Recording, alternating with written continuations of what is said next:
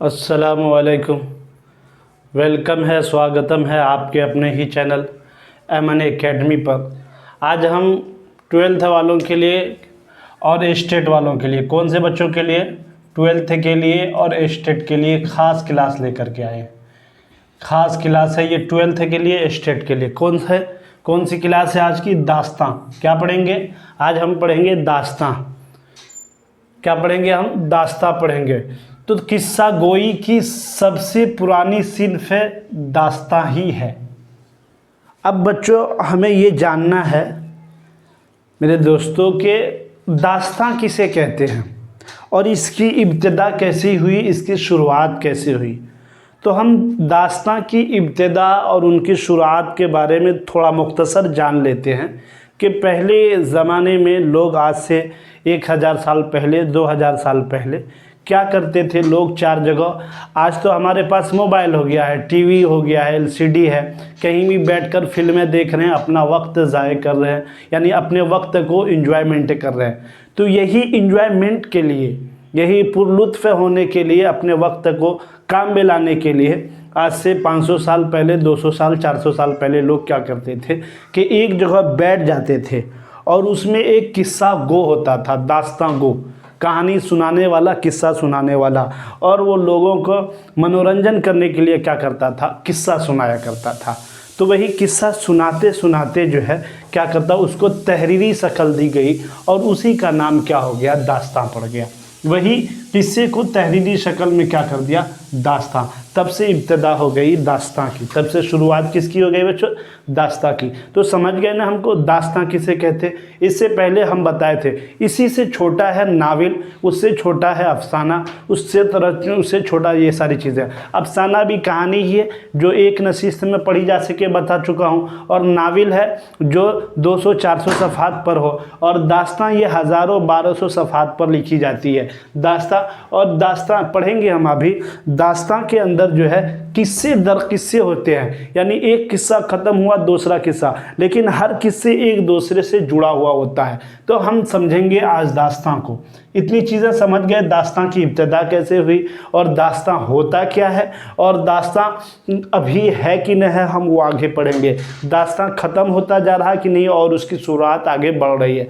तो किस्सा गोई की सबसे पुरानी सिन्फ है, यानी जो किस्सा कहते थे, किस्सा कहते कहते वो दास्तां की शक्ल इख्तियार कर ली, उसको तहरीरी शक्ल दे दिया गया। तो सिन्फ है कौन सी है? दास्तां।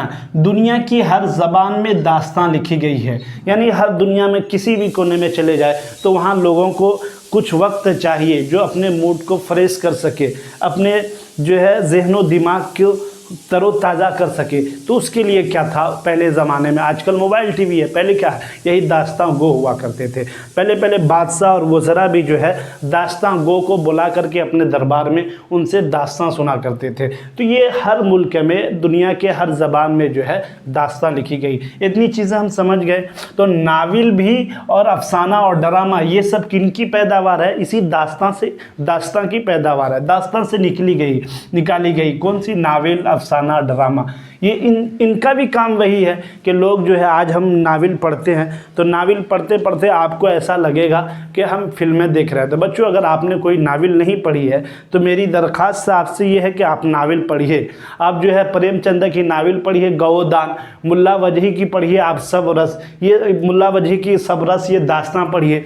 ये सारी चीज़ें आप पढ़ेंगे ना तो आपको पता चलेगा कि जो है दास्तान में मुल्ला वजही की सब रस पढ़ लिए तो आपको पता चलेगा दास्तां क्या है और किस तरह लिखी गई है और कैसे किस्से दर किस्से को एक दूसरे से जोड़ा गया है। उसी तरह हम प्रेमचंद की गौदान पढ़ लिए तो नाविल में क्या कहना चाह रहा है, नाविल किस तरह लिखे जाते हैं, क्या क्या नाविलों के अंदर होता है, ये सारी चीज़ें हमें पता चलेगी। तो हम पढ़ लिए तो हम जान गए कि नाविल ये दास्तां की किस्मों में अफसाना दास्तां है और ड्रामा दास्तां, यानी उन्हीं की तरह है। उसमें भी कहानी और किस्से, इसमें भी कहानी और किस्से बयान किए जाते हैं। तो ये चीज़ें हम समझ गए होंगे। तो दास्तानों में एक साथ कई किस्से बयान किए जाते हैं। मैं बताया ना, दास्तां में किस्से दर किस्से, और हर किस्से एक दूसरे से जुड़े होते हैं, और हर किस्से एक दूसरे से जुड़े होते हैं। इसी फन की बुनियाद पर अलिफ लैला दास्तान अमीर हमज़ा सामने आई। यानी एक किस्से से दूसरे किस्से जुड़े होते हैं, इसी तरह जो है दास्तान लिखते लिखते उसी फ़न की बुनियाद पर अलिफ लैला एक दास्तान आपके सामने आ गई और अमीर हमज़ा ये दास्तान सामने आई। दास्तान की एक शनाख्त मा फौकुल फितरत अनासिर भी है। दास्तान की एक सिन्फ है जो है शनाख्त, पहचान क्या है, मा फौकुल फितरत, यानी दास्तान को कैसे पहचानेंगे। हम कई कहानी किस्से पढ़ रहे हैं और लेकिन ये पता नहीं चल रहा है कि ये नाविल है, अफसाना है या दास्तान है।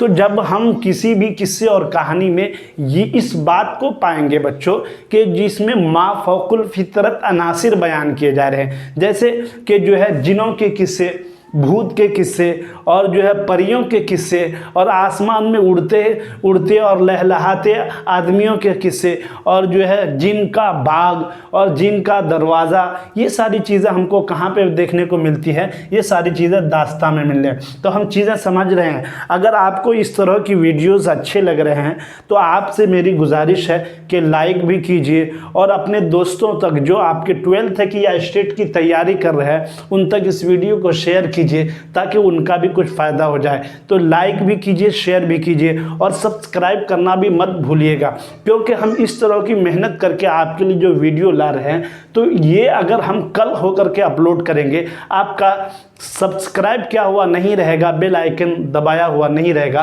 तो ये वीडियो आप तक नहीं पहुंच पाएगी। इसलिए मेरी गुजारिश है कि सब्सक्राइब भी कीजिए और शेयर भी कीजिए। मुल्ला, चलिए ये दास्तां के बारे में कि दास्तां क्या है, इसमें किस तरह के किस्से होते हैं और इसकी असल पहचान क्या है, ये चीज़ें हम जान गए। हम आगे पढ़ेंगे दास्तां, जो मशहूर दास्तां हैं, जो स्टार वाली चीज़ें हैं, जो आपके एग्ज़ाम से रिलेटेड हैं, जो एग्ज़ाम में आ सकती है। आप तो ये भी सकती है, आपसे सब्जेक्टिव क्वेश्चन पूछेगा दास्तां क्या है तो आपको ये उतार देना है। इसमें से 2 लाइन भी आप लिख दिए तो आपको दास्तां के बारे में मुकम्मल जवाब मिल जाएगा।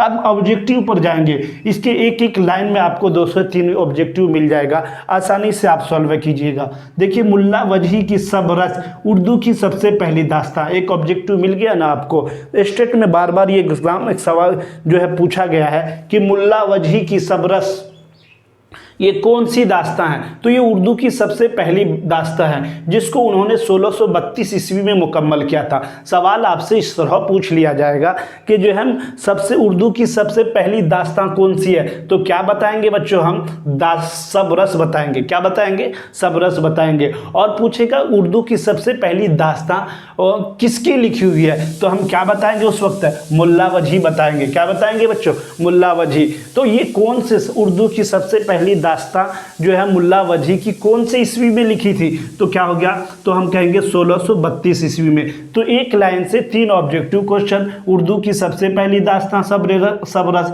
उसको लिखने वाले मुल्ला वजही, और कौन से ईस्वी में? 1632 ईस्वी में। तो 3 ऑब्जेक्टिव क्वेश्चन आपसे इससे निकल करके आ गए। चलिए हम देखेंगे दास्तां की असल तरक्की फोर्ट विलियम कॉलेज में हुई। दास्तां की असल तरक्की कहाँ हुई बच्चों? फोर्ट विलियम कॉलेज में होगी। बागो बहार ये कहाँ लिखा गया? बागो बहार ये कहाँ? तो फोर्ट विलियम कॉलेज में इनको लिखा गया।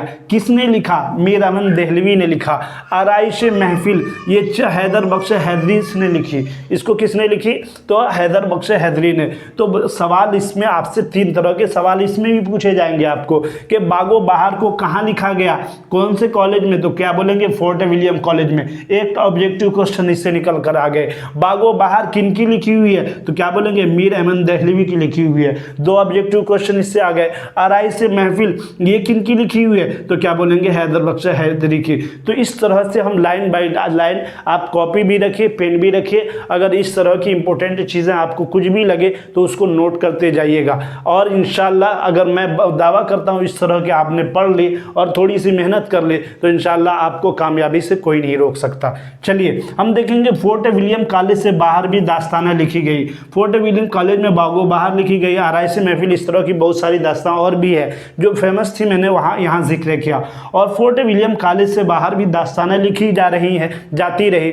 इंशाउल्लाह खां इंशान है, इंशाउल्लाह खां इंशान है। रानी केतकी की कहानी, रानी केतकी की कहानी जैसी मुख्तसर दास्तानें लिखी, मुख्तसर दास्तान लिखी। रानी केतकी की कहानी, क्या ये रानी केतकी की कहानी। रानी केतकी की कहानी जैसी मुख्तसर दास्तान लिखी किसने? तो सवाल आपसे पूछ लेगा कि इंशाउल्लाह खां इंशा की दास्तान कौन सी है, तो क्या बोलेंगे? रानी केतकी की कहानी। ठीक है, चलिए, मुहावरात और कहावतों का जितना भरपूर इस्तेमाल हमारे दास्तां गवैयों ने क्या है, उसकी मिसाल दूसरे असनाफ में तलाश नहीं की जा सकती। यानी दास्तां लिखने वालों ने, दास्तां कहने वालों ने सबसे ज़्यादा जो है मुहावरात का इस्तेमाल किया है दास्तां लिखने में। जैसे जैसे तालीमी तरक्की और मगरिब के असरात का सिलसिला कायम होता गया, दास्तानों की पेशकश और तहरीर दोनों का चलन ख़त्म होता चला गया। तो अब जो है ये दास्तां हमारे दरमियान से कम होती चली जा रही है। अब तो देखिए धीरे धीरे नावल भी ख़त्म होता चला जा रहा है और अफसाना भी। मैगज़ीन तो आज से 10 साल 15 साल पहले चले जाइए, सबके घरों में आपको 4-4 मैगज़ीन, नावल की किताब, दास्तां की किताबें मिलती थी। लेकिन धीरे धीरे तो पहले दास्तां तो एकदम ख़त्म हो गया, अभी नावल के कुछ चलन बाकी हैं। हमको लगता है 4 साल 5 साल के अंदर नावल के भी चलन ख़त्म हो जाएंगे और अफसाना मैगज़ीन वगैरह सब जो है डिजिटाइजेशन की तरफ जा रहे हैं। तो इसी तरह क्या हुआ कि मगरिब क्या कहा गए, ये जब ने पश्चिम की तालीम हमारे देश में आया और जो है अंग्रेज़ हमारे देश के अंदर आए, तो धीरे धीरे उन्होंने दास्तानों की रिवायत को, पेशकश को और धीरे धीरे ख़त्म करते गए, यहाँ तक कि इसका चलन ख़त्म होता चला गया।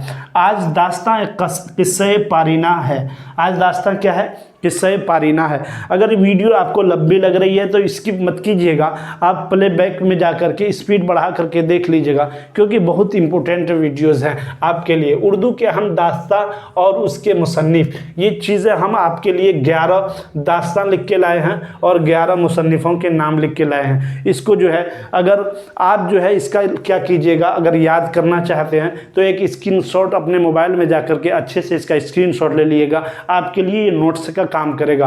अगर स्क्रीनशॉट नहीं ले सकते, आपको नोट से चाहिए, तो इस नंबर पे संपर्क करके आप जो है नोट से भी हासिल कर सकते हैं। देखेंगे नंबर 1 सब रस, ये पहली दास्तां है, किसकी है? मुल्ला वजही की है। उसके बाद नंबर 2 में देखेंगे किस्से महर अफरोज़ दिलबर।